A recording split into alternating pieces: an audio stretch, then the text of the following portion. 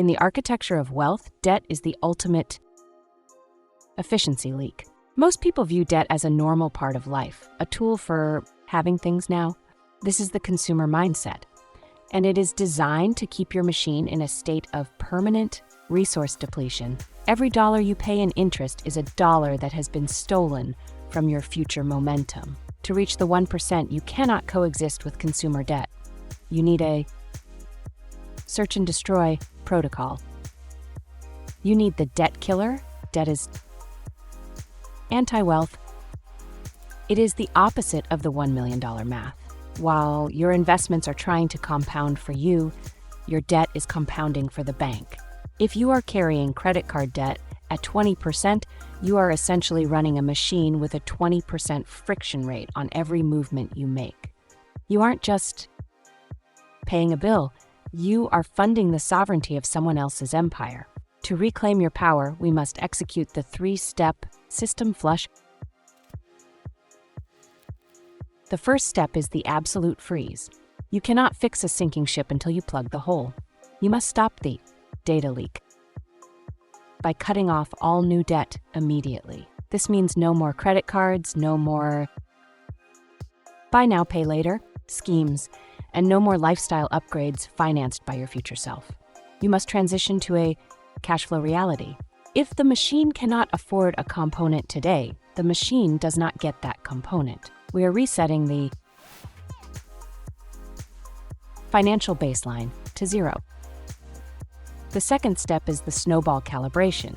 We prioritize psychological momentum. You list every debt you owe from the smallest balance to the largest. You ignore the interest rates for a moment and focus on system wins. You attack the smallest debt with every spare dollar of surplus fuel, while paying the minimums on the rest. When that first small debt is eliminated, you take its entire payment and roll it into the next one. This creates a compounding force of repayment. Every time a debt vanishes, a node of stress is removed, and your cognitive RAM is freed up for high-leverage engineering. The third step is the interest arbitrage. Once the small wins have built your momentum, you look at the high-interest parasites. If you have high-interest debt, you look for refinancing gates, moving the balance to a lower interest node to reduce the system heat.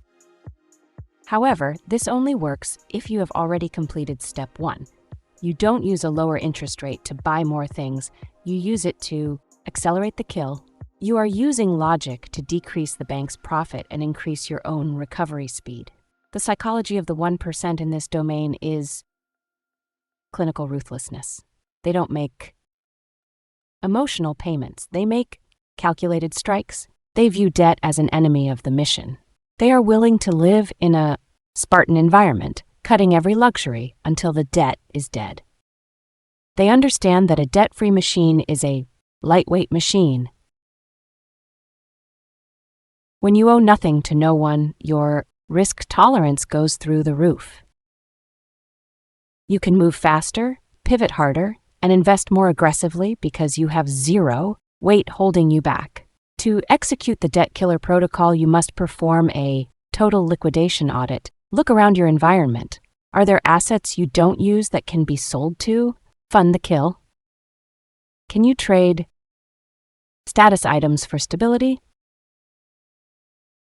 The goal is to reach a zero debt state as fast as humanly possible. Once the interest trap is dismantled, every dollar you earn becomes a big soldier in your own army rather than a tax paid to the world. Debt is a shadow on your future. Once you kill the debt, you step into the light of true sovereignty. You realize that freedom isn't about how much you make, it's about how much you keep. Audit the balances, freeze the leaks, kill the trap. The machine is ready to be uncaged. If you are ready to stop being a profit center for the banks and start engineering your own unbreakable freedom, subscribe.